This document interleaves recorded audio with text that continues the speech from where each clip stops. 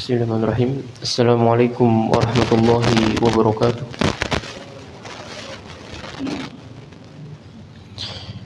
Alhamdulillahirabbil alamin. Alhamdulillahilladzi khalaqas samawati wal ard wa ja'alal dhulumati wan nur, tsummal ladzina kafaru bi rabbihim ya'dilun. Asyhadu an la ilaha illallah wahdahu la syarikalah wa asyhadu anna Muhammadan abduhu wa rasuluh. Allahumma salli wa sallim wa barik wa an'im ala nabiyyina Muhammad wa ala alihi wa ashabihi wa man tabi'ahum bi ihsanin ila yaumiddin. Subhanaka la ilma lana illa ma 'allamtana innaka antal alimul hakim wa tub 'alaina innaka antat tawwabur rahim. Allahumma 'allimna ma yanfa'una wanfa'na bima 'allamtana wa zidna ilma. Amma ba'd. Hadirin ma'asyiral muslimin jamaah salat subuh yang dimuliakan Allah Subhanahu wa taala. Alhamdulillah, segala puji bagi Allah yang telah memilih kita di antara hamba-hamba yang lain untuk bisa merasakan nikmatnya keberkahan yang Allah hadirkan dalam hari yang baru kepada kita sampai detik ini. Karena Allah Subhanahu wa taala menjadikan kita hamba-hambanya yang mampu untuk bisa menerima kucuran berkah yang Allah turunkan pada hari ini, ya, di mana kita mendapatkan berbagai macam keberkahan. Ada keberkahan waktu pagi, ada keberkahan salat berjamaah, ada keberkahan masjid, ya, ada keberkahan hujan juga.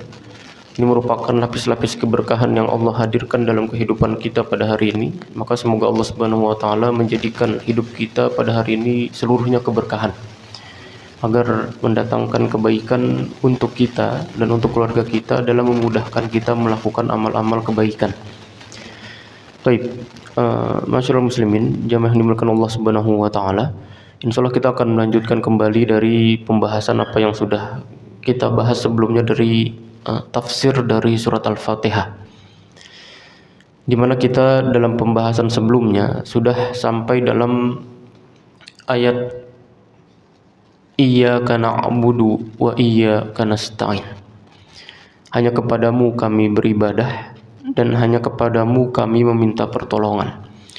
Ini merupakan ayat, ya, yang kalau dikatakan oleh Imam Hasan Al-Basri, ketika kita mengamalkan ayat ini, ketika kita menghafal, ya, membaca, bahkan mengamalkan ayat ini, maka itu artinya kita telah mengamalkan dari kitab-kitab yang pernah Allah turunkan ke muka bumi. Ya, karena ayat Iyyaka na'budu wa iyyaka nasta'in itu merupakan ringkasan, ya, dari kitab suci yang telah Allah turunkan di muka bumi. Jadi kitab suci Zabur, Taurat dan Injil, ringkasan semuanya itu ada di dalam kalimat Iyyaka na'budu wa iyyaka nasta'in.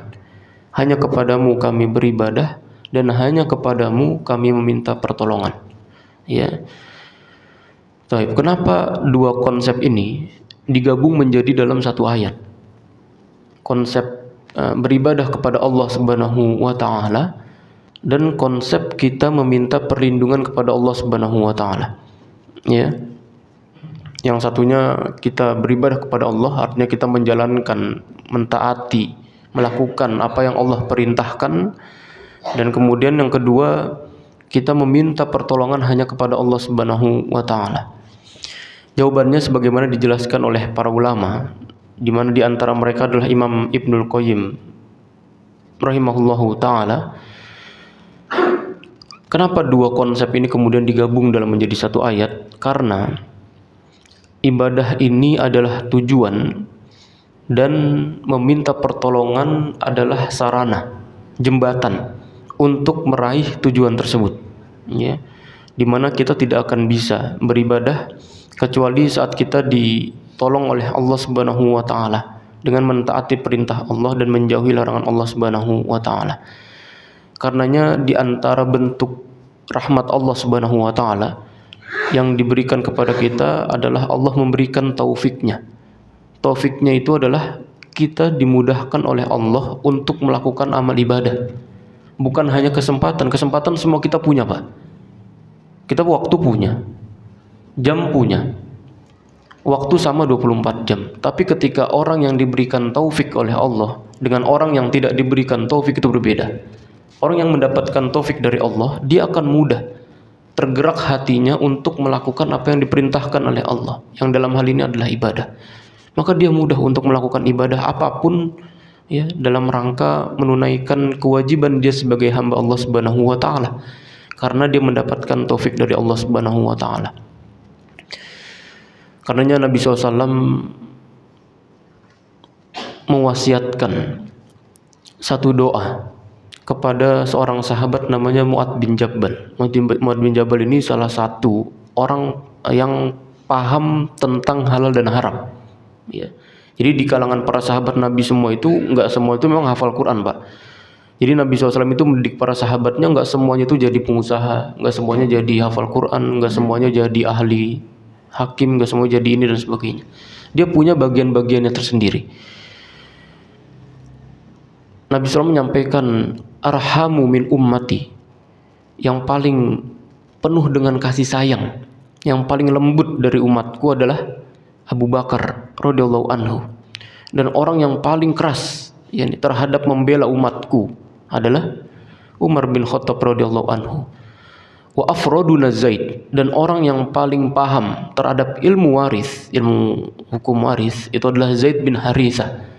Dan orang yang paling paham terhadap ilmu tentang qadhi, ya, itu adalah Ali radhiyallahu anhu. Dan orang yang paling paham terhadap perkara halal dan haram adalah Mu'adz bin Jabal radhiyallahu anhu. Jadi para sahabat itu memiliki bagian-bagiannya tersendiri, ya, dan mereka memiliki keahlian. Misalnya orang yang paling paham terhadap qiraah, terhadap Al-Qur'an, di antara mereka ada Ubay bin Ka'ab. Ada orang yang paling paham terhadap Al-Qur'an dari segi tafsirnya, ada namanya Ibnu Abbas. Makanya disebut mendapatkan gelar turjumanul Qur'an, ya, orang yang mendapatkan pemahaman yang baik terhadap Al-Qur'an. Ya, contohnya ketika turun ayat Allah Subhanahu wa taala, ya, idza jaa nasrullahi wal fath wa ra'aitan nas yadkhuluna fi dinillahi afwaja. Ini Umar itu nanya kepada Abdullah bin Abbas. Jadi Abdullah bin Abbas ini salah satu sahabat kecil yang diundang ke rapat parlemen negara, Pak. Ya, usia masih belasan tahun tapi kemudian diundang. Kenapa? Bukan karena usianya. Karena begitu Umar mengajak Abdullah bin Abbas untuk datang ke rapat negara, apa kata orang-orang yang datang pada waktu itu? Kalau cuma anak kecil doang kita punya di rumah. Ya, apa katanya Umar? Ini bukan sembarang anak kecil, bukan sembarang anak muda, tapi dia merupakan seorang yang ketika diturunkan ayat kepada Nabi SAW, dia paham betul kapan terjadinya, kepada siapa diturunkan, dan apa makna dari ayat tersebut. Abdullah bin Abbas radhiyallahu anhu. Maka begitu Umar bertanya kepadanya tentang apa maksud dari idza jaa nasrullahi wal fath, ayat surat An-Nasr itu, ya, apa dari maksudnya? Apa katanya Abdullah bin Abbas? Di mana tugas Rasul itu sudah berakhir. Artinya sudah dekat kematiannya Nabi SAW ketika ayat ini turunkan. Coba, apa korelasinya? Idza jaa nasrullahi wal fath, ketika datang nasrullah, pertolongan Allah, ya, wal fath, dan pembukaan, ra'aitan nas, ya, kamu akan melihat manusia yadkhuluna fi dinillahi afwaja. Kamu akan melihat orang-orang, manusia itu banyak masuk Islam secara afwaja. Afwaja itu berbondong-bondong, masuk Islam itu banyak. Apa maksudnya? Artinya tugas Nabi SAW itu sudah selesai. Nabi SAW itu banyak sudah menjelaskan tentang risalah Allah Subhanahu wa taala. Dan ketika Nabi SAW itu sudah menjelaskan, sudah berakhir, kemudian selesai tugasnya, maka berarti Nabi SAW itu akan wafat. Ya, maka ketika mendengar penjelasan tersebut, Umar bin Khattab tuh nggak sampai terbayang, Pak. Ya, nggak sampai kemudian kepikiran tafsir dari surat dari An-Nasr ini. Dan itu kemudian lahir dari seorang anak muda itu, namanya Abdullah bin Abbas, sekecil. Masya Allah. Ya, maka Abdullah bin Abbas terkenal dengan turjumanul Quran. Jadi para sahabat Nabi itu memiliki kemampuan atau keahlian yang berbeda-beda. Ada kemudian Khalid bin Walid, ada Abu Ubaidah bin Jarrah dan sebagainya. Itu para sahabat yang memiliki kemampuan di bidangnya masing-masing. Ya, maka ketika Nabi SAW memberikan sebuah nasihat atau wasiat kepada Mu'adz bin Jabal, Nabi SAW itu memanggil Mu'adz, ya Mu'adz, ya. Wahai Mu'adz, ya, janganlah engkau meninggalkan satu doa di setiap akhir dari rakaat salatmu atau di setiap tahiyatul terakhir. Jangan engkau melewatkan satu doa ini. Apa doanya? Allahumma inni a'udzubika, Allahumma inni a'inni ala dzikrika wa syukrika wa husni ibadatik. Ya.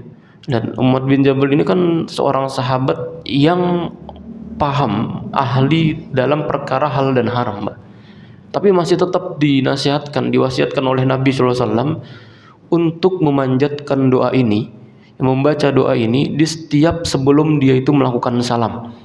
Ya, Allahumma a'inni ala dzikrika wa syukrika wa husni ibadatik. Ya Allah, a'inni, aku minta pertolongan kepadamu nih. Balik lagi gitu, Pak. Wa iyyaka nasta'in itu, ya Allah kami minta pertolongan kepadamu. A'inni, ya, tolonglah aku ala dzikrika, untuk terus bisa mengingatmu, untuk bisa terus berzikir kepadamu. Bayangkan, Pak, kita berzikir aja minta pertolongan sama Allah.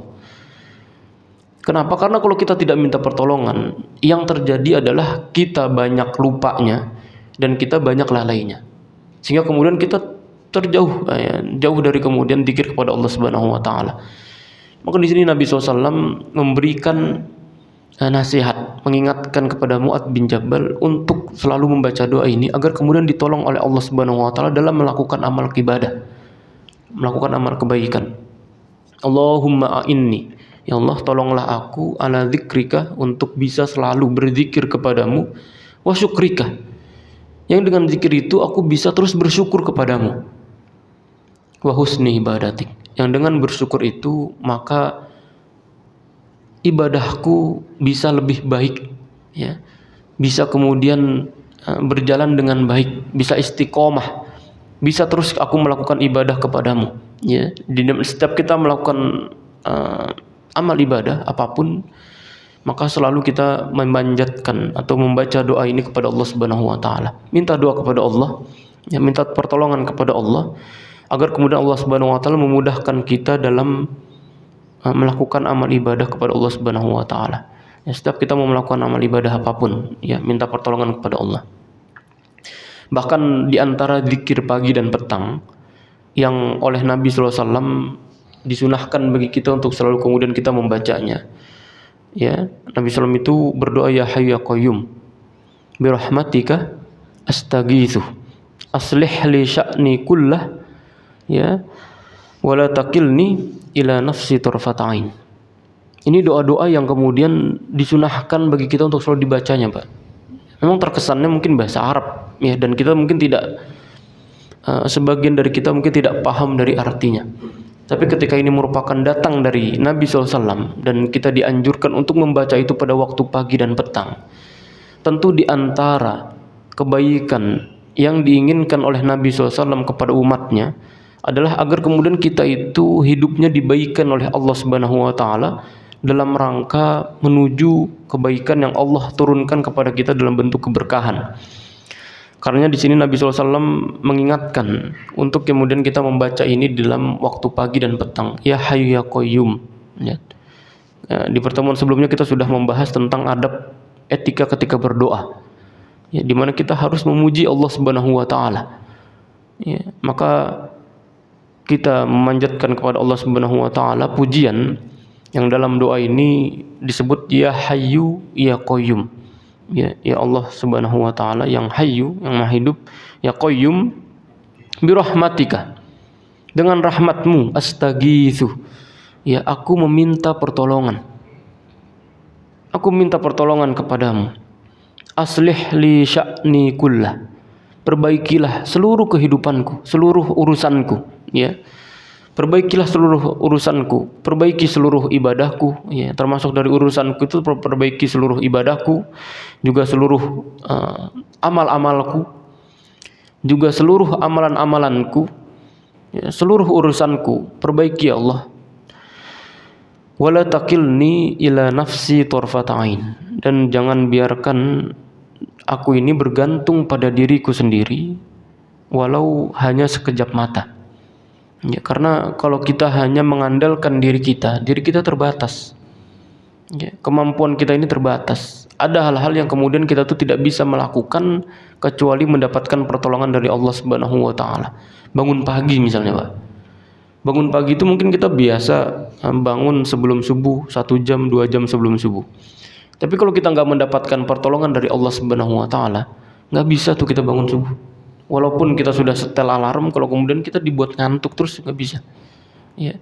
Karena perkara melakukan amal ibadah, amal kebaikan itu adalah amal taufik. Nanti kita akan bahas di antara makna ihdinas syiratal mustaqim.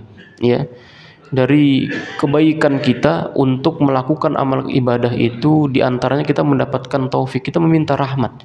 Kita meminta pertolongan kepada Allah agar kita itu dimudahkan dalam melakukan amal-amal ibadah ini. Ya. Dan ketika kita minta ya hayyu ya qayyum bi rahmatika astaghitsu aslih li sya'ni kullah wa la takilni ila nafsi tarfata ain, ya, bukankah ini meminta pertolongan kepada Allah sebelum kita melakukan aktivitas, ya, di hari yang baru, ya, dan di antara aktivitas itu adalah beribadah kepada Allah Subhanahu wa taala. Dan bukankah ini juga merupakan perintah, ya, pertolongan, meminta pertolongan kepada Allah Subhanahu wa taala yang kita baca di waktu pagi dan sore hari. Ya, yang kalau kemudian kita baca di sore hari, sebelum kita kemudian melakukan amalan aktivitas kita di sore hari, malam hari, sampai kemudian datang waktu pagi, ya, kita minta pertolongan kepada Allah untuk melakukan amal ibadah di rentang waktu yang sudah Allah sediakan ini. Ya. Kalau kita bacanya pada waktu sore hari, maka kita minta pertolongan kepada Allah untuk bisa melakukan amal ibadah dari waktu sore sampai menjelang pagi. Kan banyak amal ibadahnya, Pak. Sore misalnya kita bisa zikir pagi sore, kemudian kita melakukan sholat maghrib pertama, kemudian sholat isya, kemudian sholat tahajud, kemudian sholat witir, ya, itu belum ditambahi sholat-sholat yang lain, ada sholat taubat, mungkin dia melakukan sholat istikharah, mungkin baca Al-Quran, ya, mungkin, dan ibadah-ibadah yang lainnya yang dilakukan rentang antara waktu pagi dan waktu malam sampai waktu pagi. Ini kita minta pertolongan kepada Allah. Kenapa? Kalau enggak, maka yang kita isi kebanyakan adalah amal-amal yang menjurus kepada hal yang kesia-siaan.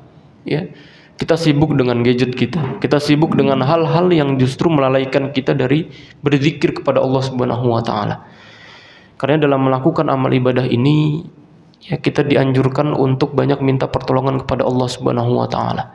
Karenanya kalimat iyyaka na'budu wa iyyaka nasta'in, ya, hanya kepadamu kami beribadah ya Allah, dan hanya kepadamu kami meminta pertolongan.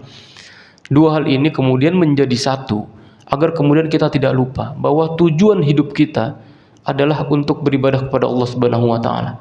Jadi apapun yang kita lakukan itu harus berdasarkan orientasi ibadah. Kita kerja harus ibadah. Ya, kita melakukan amalan apapun harus berorientasi ibadah, karena kalau enggak kita akan mendapatkan kerugian yang berlipat-lipat.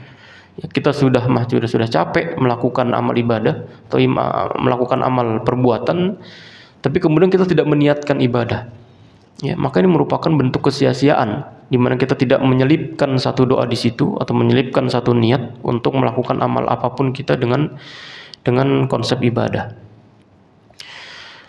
Taib, maka selanjutnya kita akan membahas di dalam ayat yang selanjutnya yang Allah Subhanahu wa taala kemudian sampaikan dalam surat Al-Fatihah, yaitu ihdinas siratal mustaqim.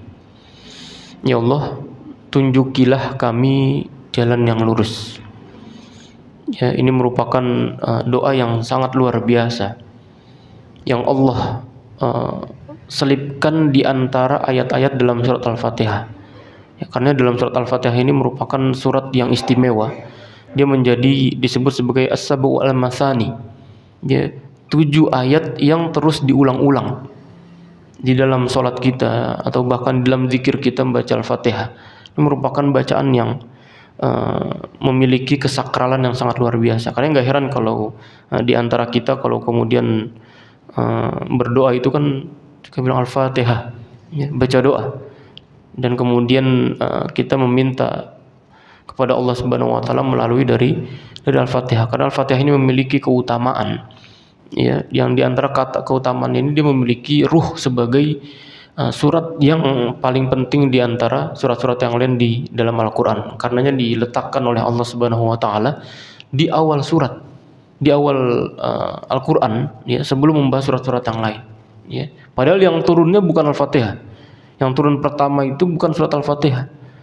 Seharusnya yang diletakkan pertama itu surat Al-Alaq, ya. Iqra bismi rabbikal ladzi khalaq, karena dia diturunkan pertama. Tapi kalau berdasarkan urutan, ya, maka yang diletakkan pertama di surat Al-Alaq, tapi karena ini dinamakan Al-Fatihah sebagai pembuka apapun yang tertutup, ya, maka kemudian diletakkan oleh Allah Subhanahu wa taala di bagian pertama dalam Al-Qur'annya, dalam kitab suci kita. Seakan-akan Allah Subhanahu wa taala ingin mengasih tahu, ingin memberikan tahu kepada kita bahwa Al-Fatihah ini menjadi pembuka bagi surat-surat yang lain. Kita mengerti ada surat keutamaan Al-Baqarah, Al-Imran, An-Nisa, Al-Maidah, terus ada surat Al-Waqiah, ada surat Ar-Rahman. Seluruh surat-surat itu, 113 surat, itu kemudian dimuqaddimahi, dibuka dengan surat Al-Fatihah. Yang berarti surat Al-Fatihah ini memiliki kedudukan yang sangat luar biasa, hingga kemudian mendatangkan, ya, kebaikan di antara surat-surat yang lain. Baik. Maka di ayat selanjutnya Allah Subhanahu wa taala menyampaikan ihdinas siratal mustaqim. Ya, ya Allah, tunjukilah kami, ihdina, jalan yang lurus, ya. Maka surat Al-Fatihah kalau kita buka kembali diawali dengan pujian kepada Allah Subhanahu wa taala. Alhamdulillahirabbil alamin. Ar-Rahmanir Rahim. Maliki yaumiddin, yang menguasai hari pembalasan. Iyyaka na'bud wa iyyaka nasta'in. Ya, kami hanya kepadamu, ya, kita mengikrarkan diri kita untuk melakukan konsekuensi apapun ketika kita sudah, ya, mengucapkan syahadat kepada Allah Subhanahu wa taala. Maka kita menerima konsekuensi apapun, maka setelahnya baru kita berdoa kepada Allah Subhanahu wa taala. Bayangkan, kita sudah didahului berapa pujian itu, baru kemudian kita melanjutkan doa kepada Allah Subhanahu wa taala. Ihdinas siratal mustaqim. Ya Allah, tunjukilah kami jalan yang lurus. Dan disebutkan di dalam tafsir Al-Qur'anul Azim oleh Imam Ibnu Katsir rahimahullahu taala, beliau menyampaikan wa hadza akmalu ahwalis sa'il. Inilah bentuk kesempurnaan keadaan seorang ketika meminta berdoa. Ayyamdahu mas'ulahu, yaitu memuji Allah Subhanahu wa taala, thumma yas'alu hajatahu wa hajata ikhwanihil mu'minin. Ya, kemudian dia meminta hajatnya, dia meminta kebutuhannya, dan juga hajat saudaranya yang beriman. Karenanya di antara doa yang kemudian Allah selipkan di dalam surat Al-Fatihah ini adalah ayat yang berbunyi ihdina. Ya Allah, tunjukilah kami, bukan tunjukilah saya. Ya, ini, ya, merupakan bentuk permohonan kita kepada Allah Subhanahu wa taala untuk memenuhi hajat kita, juga hajat saudara kita. Ya, karenanya di sini berbunyi ihdinas siratal mustaqim. Ya Allah, tunjukilah kami jalan yang lurus. Bukan tunjukilah saya jalan yang lurus. Karena kalau tunjukilah saya hanya terkesan egois, di mana kita hanya menginginkan hidayah kita itu, hidayah dari Allah Subhanahu wa taala, hanya sampai kepada kita. Ya, maka ini juga dinamakan Masjid Al-Hidayah. Semoga orang-orang yang berada di dalamnya itu juga mendapatkan hidayah kepada Allah Subhanahu wa taala. Ya. Makanya Allah Subhanahu wa taala dalam ayat ini, ya, Imam Ibnu Katsir menyampaikan bahwa di antara kebaikan itu adalah kita memintakan hajat kita juga kepada saudara kita semuanya, yaitu orang-orang yang beriman, juga agar kemudian mendapatkan hidayah dari Allah Subhanahu wa taala. Ya. Dan disampaikan di sini bahwa oleh Imam Ibnu Katsir, li'annahu anjahu lil hajah wa anja' lil ijabah. Kenapa kita meminta berdoanya itu harus dalam bentuk sigoh jama', ya, harus dalam bentuk ya secara menyeluruh, bukan hanya kita doang. Itu agar hajat tersebut lebih cepat tertunaikan, ya, dan juga lebih mendapatkan manfaat untuk diijabahi oleh Allah Subhanahu wa taala. Ya, karenanya di antara doa-doa itu Nabi SAW itu selalu berdoa dalam bentuk lafaz banyak, ya.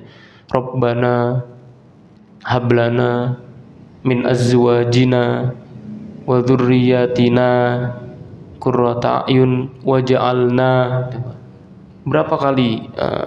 Banyak gitu ya. Rabbana la tuzigh qulubana ba'da id hadaitana. Banyak sekali doa-doa yang kemudian oleh Allah Subhanahu wa taala kita dianjurkan untuk selalu membacanya itu dalam bentuk jama' agar kemudian yang mendapatkan rahmat itu bukan hanya kita, yang mendapatkan hidayah bukan hanya kita, yang mendapatkan kebaikan bukan hanya kita seorang, tapi juga saudara-saudara kita pun kecipratan dari doa-doa yang Allah Subhanahu wa taala yang dibacakan oleh saudara kita. Bahkan jangan-jangan di antara kebaikan yang kita dapatkan hari ini itu termasuk dari doa-doa yang dipanjatkan oleh saudara kita, Pak, yang tanpa kita sadari. Ya, mungkin ada saudara kita yang kemudian memanjatkan doa yang itu juga kecipratan kepada kita. Ya, nyiprat doa itu kepada kita sehingga kemudian kita kecipratan doa kebaikan dari saudara kita. Ya, maka dalam hal doa pun kaum muslimin untuk diminta jangan pelit. Ya, jangan kemudian sampai kikir hingga kemudian kita itu tidak memanjatkan doa dalam bentuk banyak. Ya, maka kalau dalam bentuk kita sedang rame-rame, ya, jangan kemudian meminta doa sendiri-sendiri. Rabbighfirli wali walidayya, ya, tapi juga dalam bentuk yang banyak, ya. Baik. Hadirin karena Allah Subhanahu wa taala, maka meminta hidayah yang dimaksud di sini adalah ada dua hidayah, yaitu irsyad wa taufik. Ya, irsyad ini juga termasuk hidayah, artinya bimbingan, dan taufik ya artinya kebaikan yang kemudian Allah Subhanahu wa taala hadirkan dalam setiap hamba yang beriman. Makanya Imam Ibnu Katsir ya dalam ayat ini menyampaikan wal hidayatu huna ada dua, ada irsyad wa taufik. Ya, ada hidayatul irsyad dan hidayatul taufik. Sedangkan para ulama di antaranya Syekh Ibnu Utsaimin menyampaikan bahwa hidayah itu ada hidayatul ilmi wal irsyad, yaitu hidayah yang hanya sekedar memberikan penjelasan.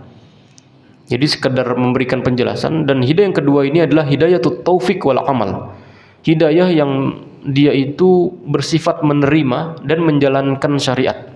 Baik.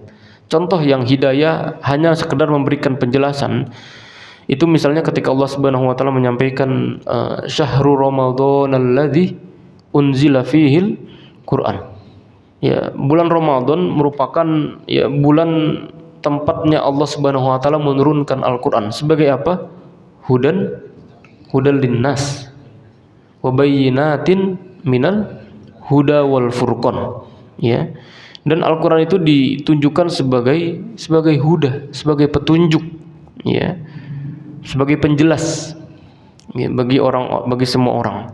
Wa bayyinatin minal huda wal furqan, dan juga sebagai penjelas, sebagai petunjuk itu, dan furqan sebagai pembeda, ya, sebagai pembeda antara hak dan batil, yang benar dan salah dan sebagainya. Baik. Kemudian adapun hidayatut taufik wal amal, hidayah yang kedua yang bersifat menerima dan kemudian mengamalkan, menjalankan syariat. Ya, contohnya seperti ketika Allah Subhanahu wa taala berfirman Alif Lam Mim dzalikal kitabul la raiba fih hudan lil muttaqin. Ya. Kitab Al-Qur'an ini tidak memiliki keraguan kepadanya, yang dia itu bersifat huda. Dia memberikan petunjuk bagi orang-orang yang bertakwa. Jadi memang ada dua di sini, Pak. Huda di sini harus ya memberikan petunjuk bagi orang yang bertakwa, juga hudan di sini bersifat petunjuk bagi semua manusia. Ya. Di sini Allah Subhanahu wa taala membedakan antara hudan lil muttaqin dengan hudan linnas. Ya, dan Al-Qur'an itu mempunyai sifat dua itu. Ya. Baik. Maka hidayah yang kedua ini tidak semuanya orang kemudian bisa mendapatkannya. Di antara mereka itu banyak yang juga kemudian terhalang dari mendapatkan hidayah ini, ya hidayah taufik wal amal. Dibangunin aja Pak,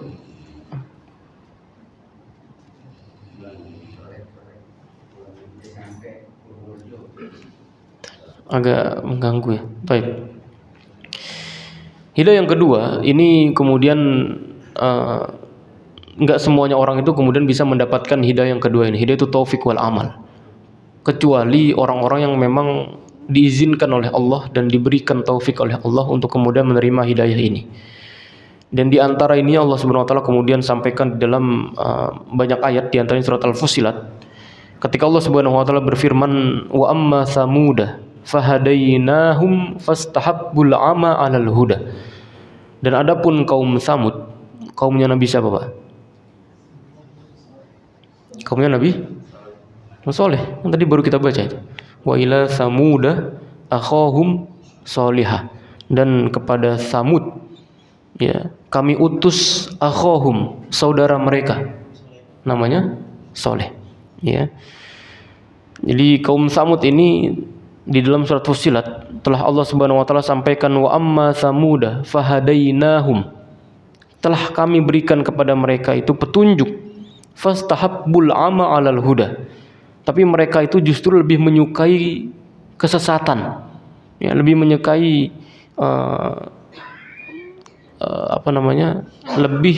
mereka itu buta terhadap petunjuk yang Allah berikan kepada mereka. Fa akhadhathumus sa'iqatul 'adzabul huni bima kanu yaksibun, hingga kemudian mereka itu dihantam oleh petir, ya, sehingga kemudian mereka itu mendapatkan azab yang menghinakan disebabkan apa yang mereka kerjakan. Ya, ini diantara umat-umat terdahulu yang kemudian Allah Subhanahu wa taala berikan azab kepada mereka dari apa yang telah mereka kerjakan, ya. Kalau kaum Samud, apa yang kemudian dilakukan oleh kaum ini hingga kemudian diazab oleh Allah Subhanahu wa taala? Ya. Di antara perbuatan yang kemudian dilakukan oleh kaum Samud hingga mereka mendapatkan azab dari Allah adalah ketika mereka itu menyembelih unta yang dilarang oleh Nabi Soleh untuk mereka mendekatinya. Maka ketika dalam ayat tadi di surat subuh tadi kita baca dalam surat Hud, ketika Allah Subhanahu wa taala menyampaikan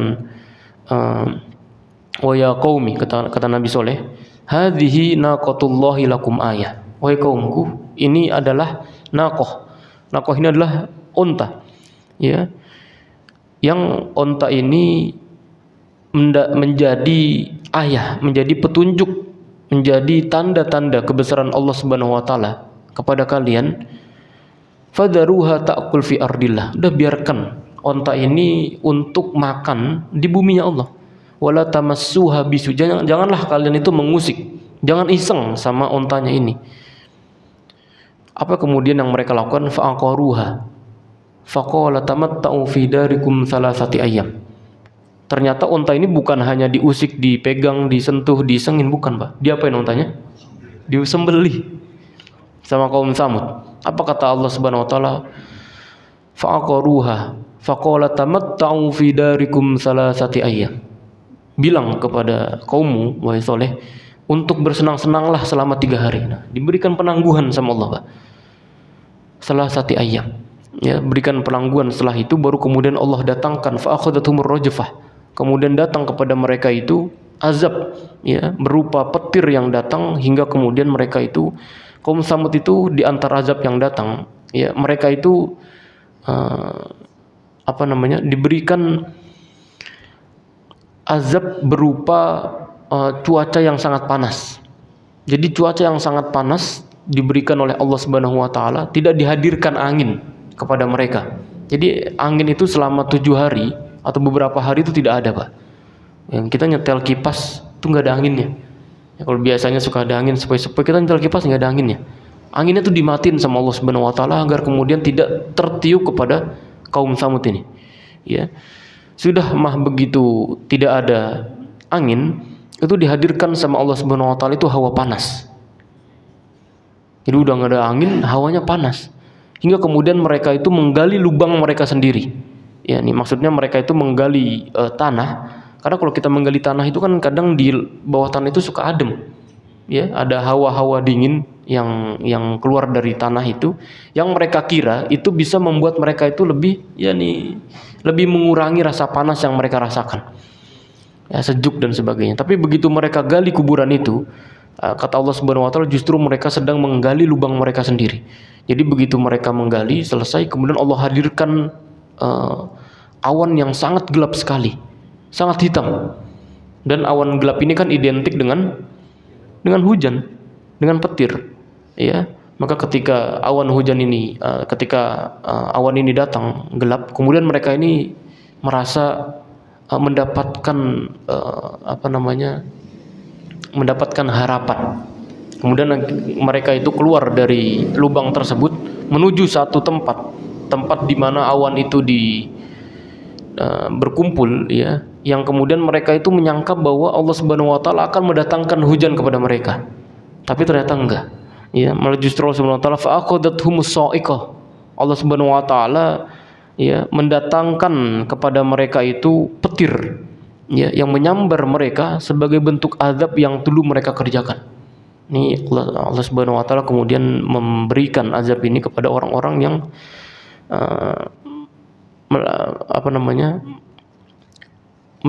tidak melakukan apa yang diperintahkan oleh nabinya. Dan ini banyak kita temui, ya, orang-orang yang ketika diperintahkan oleh Allah Subhanahu wa taala dan oleh nabinya, tapi kemudian mereka itu justru ingkar, bahkan tidak peduli terhadap apa perintah yang diperintahkan oleh Allah, maka justru kebanyakan dari mereka itu celaka dan mendapatkan azab dari Allah Subhanahu wa taala. Baik. Maka di sini kita meminta ihdinas siratal mustaqim. Ya, di antara doa yang selalu kita panjatkan kepada Allah Subhanahu wa taala minimal, ya, sehari itu kita baca 17 kali, Pak. Itu minimal sekali dalam salat wajib kita. Itu kalau kita enggak salat sunnah rawatib loh. Ya, kalau kita enggak salat duha, kalau kita enggak salat tahajud, kalau kita enggak salat istikharah, kalau kita enggak salat sunnah-sunnah yang lainnya, salat witir, ya, itu kalau kita nggak baca minimal 17 kali kita baca. Itu pun kalau kita salat wajib. Ya, kalau kita nggak salat wajib, ya maka itulah kemudian kenapa kita tidak mendapatkan hidayah. Ya, karenanya di sini disampaikan bahwa kenapa orang beriman itu juga harus meminta hidayah, Pak. Walaupun kita tuh sebenarnya sudah beriman, apalagi kita sudah sholat di Masjid Al-Hidayah, coba. Kenapa kita harus minta hidayah lagi? Ya, namanya hidayah lagi, hidayat namanya. Kan sama aja. Kenapa kemudian kita masih tetap diminta oleh Allah Subhanahu wa taala untuk meminta hidayah itu dalam setiap doa kita? Ya, itu agar kemudian kita itu diberikan keistiqomahan, agar diberikan kemudahan bagi Allah Subhanahu wa taala, agar dalam setiap aktivitas yang kita lakukan kita mendapatkan petunjuk dan juga mendapatkan hidayah. Karena siapa yang bisa menyangka, ya, kita bisa melakukan ibadah itu sampai akhir hayat kita. Jangan menyangka ustadz yang sudah ceramah kemana-mana, ya, di akhir hayatnya belum tentu bisa kemudian, ya, istiqomah dalam memegang teguh agama ini. Ya, sebagaimana juga orang yang berbuat dosa itu juga tidak selamanya kemudian kita bisa menjudge, bisa mengklaim bahwa ini adalah penduduk neraka. Ya, karena hidayah ini di tangan Allah Subhanahu wa taala. Ya, kita bisa melihat hidayah-hidayah yang lain seperti hidayahnya Abu Thalib, ya, pamannya Nabi SAW. Abu Thalib kurang apa, Pak, dalam membantu dakwahnya Nabi SAW secara fisik? Ya, kalau dibandingkan dengan kita nggak ada apa-apanya. Abu Thalib membantu dakwah Nabi SAW, bahkan orang-orang Quraisy itu nggak ada yang berani nyentuh Nabi SAW ketika Abu Thalib itu masih hidup. Padahal Abu Thalib ini salah satu dari paman-pamannya Nabi. Dan Abu Thalib pun miskin, Pak. Ya. Nah, Nabi SAW itu punya beberapa paman. Ini di antara beberapa hikmah di Sirah Nabawiyah. Kenapa Abdul Muthalib, kakeknya Nabi SAW, itu menitipkan Nabi Muhammad itu kepada Abu Thalib. Padahal Nabi SAW itu kan punya pamannya banyak. Betul gak? Siapa pamannya Nabi yang lain? Hamzah. Siapa lagi? Abbas. Dan ini orang-orang kaya semua, Pak. Dia dari segi harta kaya semua dia. Hamzah, ya Allah, Hamzah itu punya riwayat, dia pernah mabuk, minum khamar itu bergentong-gentong, ya, sampai kemudian dia berseteru dengan Ali, ya. Artinya Hamzah ini merupakan salah satu dari bangsawannya Quraisy. Abbas pun juga sama. Tapi kenapa Abdul Muthalib, ya, menitipkan Nabi Muhammad ini kepada pamannya yang dari segi harta tuh kurang? Abu Thalib itu, ya. Ya, itu diantara hikmahnya banyak sekali, ya. Nabi SAW ingin menunjukkan, atau Allah Subhanahu Wa Taala ingin memberikan pelajaran kepada Nabi Muhammad SAW, ya, tentang harta, agar kemudian Nabi Muhammad SAW itu dari kecil sudah terdidik untuk mandiri dari segi finansial. Karenanya Abu Thalib ini kan miskin tapi anaknya banyak, Pak. Jadi ketika datang makanan, itu anak-anaknya itu berkerubun menuju makanan itu, dia rebutan makanan.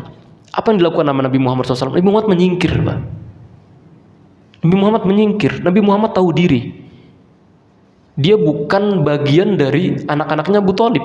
Walaupun memang dia sebagai saudara kandung, iya, tapi dia bukan bagian anak, ya. Maka Nabi Muhammad SAW itu menyingkir. Wong calon pemimpin, masa calon pemimpin rebutan makanan, ya. Maka Nabi Muhammad itu menyingkir dia. Walaupun memang istrinya Abu Thalib, ya, itu mendahulukan Muhammad dibandingkan dari anak-anaknya. Nabi Muhammad SAW, ya, ini luar biasa. Nabi Muhammad dari kecil tuh memang sudah dididik atau bahkan sudah diberikan petunjuk oleh Allah Subhanahu Wa Taala untuk menjadi seorang pemimpin, ya. Nabi Muhammad, ya, jangankan kalau hari ini ada yang statement yang menyampaikan bahwa Nabi Muhammad itu suka nyolong buah, ya, pada waktu kecil. Emang dia yang nyolong buah, bukan Nabi Muhammad. Nabi Muhammad gimana mau nyolong? Nabi Muhammad dulu di istilah kasar itu dinenenin, ya, disusui oleh Halimatus Sa'diyah di Bani Sa'ad. Halimatus Sa'diyah itu yang puting kanannya itu disusui anak kandungnya, yang kirinya itu disusuin kepada Nabi Muhammad SAW. Oh, Nabi Muhammad ketika disusui pakai puting kanan itu Nabi Muhammad tuh nggak mau kok. Sampai seperti itu, Pak, Nabi Muhammad SAW. Tapi kalau kemudian hari ini ada statement yang menyampaikan bahwa Nabi Muhammad itu cabul, nah, waliyadzubillah, ya, dia nggak ngerti nabinya, dan tambah lagi yang ngomong itu orang Islam lagi, ya. Maka ini merupakan sebuah bentuk kehinaan, ya, yang tentu gimana kita mau mendapatkan syafaat dari Nabi SAW kalau kemudian kita tidak mengerti, ya, dari sejarah hidup Nabi SAW. Bahwa sejarah hidup Nabi SAW itu bukan hanya sebagai sebuah dongeng sebelum tidur, Pak. Ya, maka itu dinamakan sebagai sirah nabawiyah, agar kemudian setiap jengkal, setiap detik yang dilalui oleh Nabi SAW itu bisa mendatangkan kebaikan bagi kita. Kita bisa nyontoh, enak kita itu, Pak. Hidup kita tuh tinggal nyontoh doang kok. Kita tinggal nyontek, enak, susahnya. Kita bangun tidur, kita tinggal nyontek apa sih yang dilakukan oleh Nabi SAW pas bangun tidur. Kemudian Nabi SAW tuh ngapain, kan enak, ya. Kita punya petunjuk gitu loh. Kita nggak kemudian bangun tidur bingung, kehilangan disorientasi, kehilangan arah, kita ngapain gitu. Seperti anak-anak muda hari ini, kalau kita ngeliat di media sosial, mereka kehilangan arah. Sampai kemudian mereka itu muncul sebuah statement, sebuah pernyataan. Kita hidup ini mau ngapain lagi ya? Bayangkan, Pak. Anak muda ngomong seperti itu. Kita hidup mau ngapain? Kayak udah mereka tuh sudah tua, kemudian sudah mau meninggal gitu. Masih muda. Mereka belum hafal Quran, mereka belum melakukan ibadah dengan baik dan benar, mereka belum melakukan ini, belum pernah melakukan sunnah ini. Kemudian mereka mengatakan, kita ngapain lagi ya? Kayaknya hidup gini-gini aja. Mereka nggak ngaji kok. Kadang kalau mendapati anak muda itu, kayak saya walaupun ya saya sebagai anak muda juga kadang suka gregetan gitu. Ini antum hidupnya ngapain antum berarti ya? Kok bisa muncul statement seperti itu ya? Kadang saya waktu di pesantren itu pernah merasa, Pak, sehari-hari itu 24 jam itu saya kurang loh hidup waktunya itu. Jadi 24 jam itu saya merasa kurang aja dalam melakukan amal ibadah.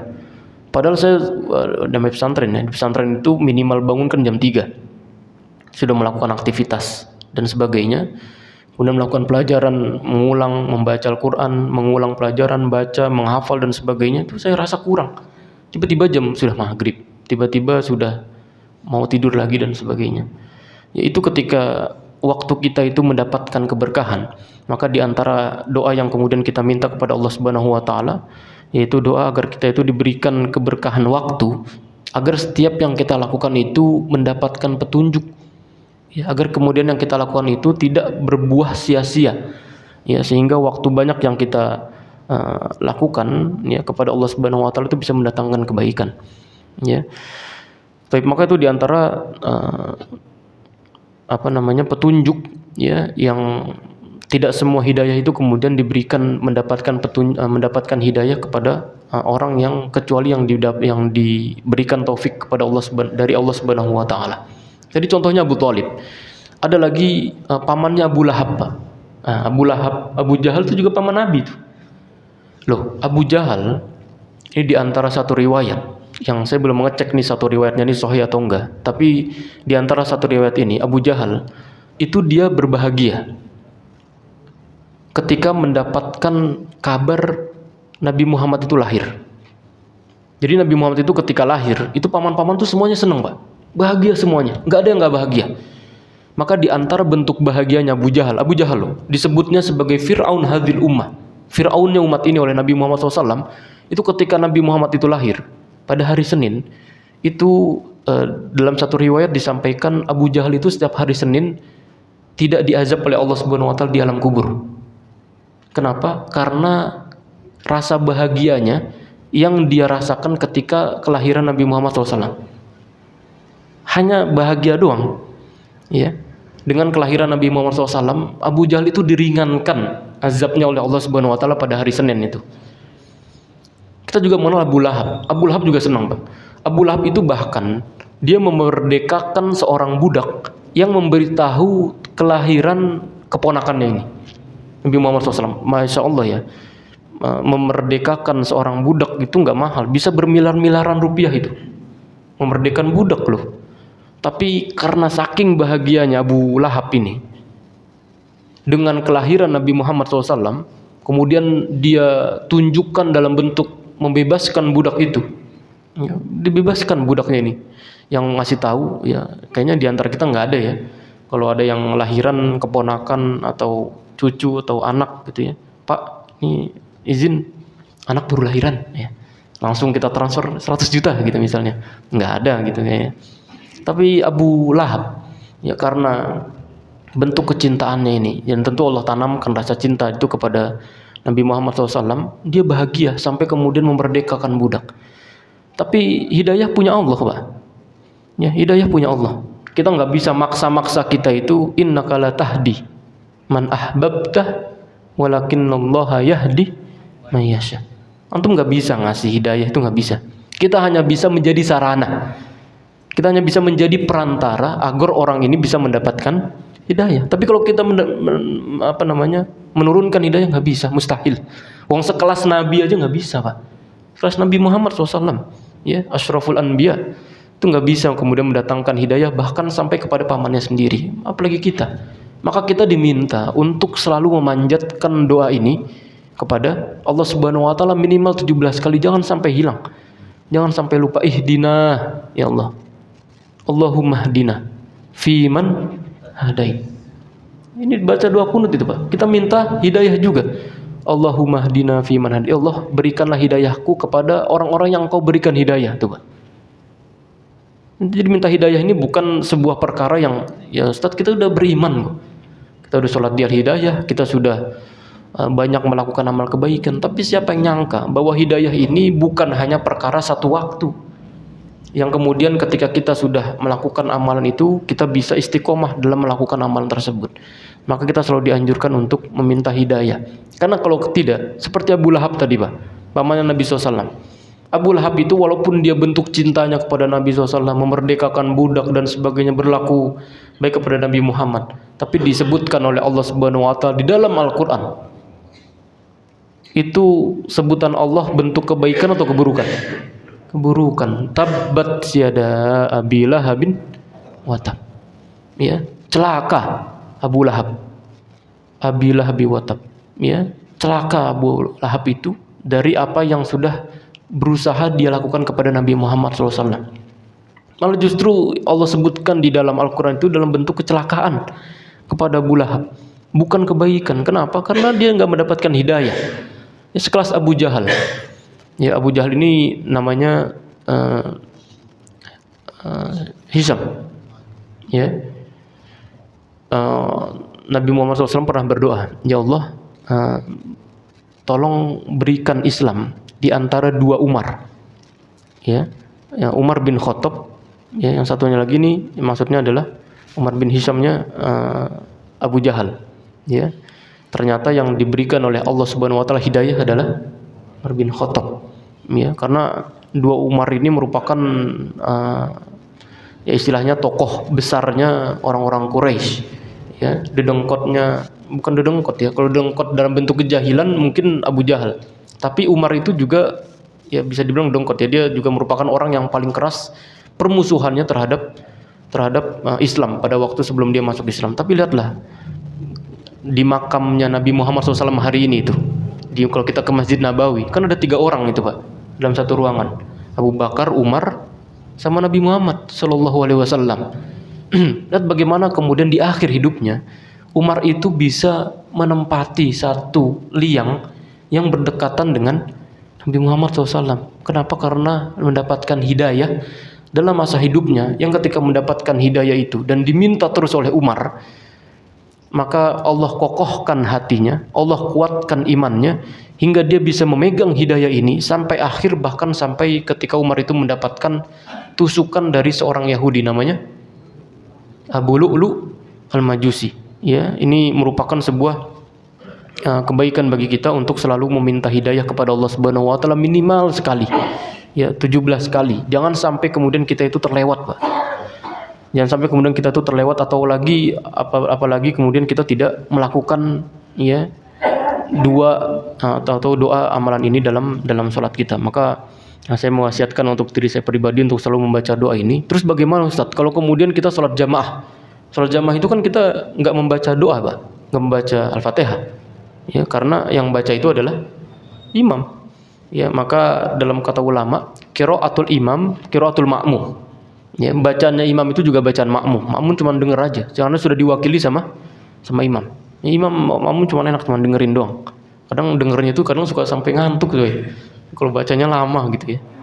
Kelamaan bacanya ngantuk, tiba-tiba udah ruku gitu ya.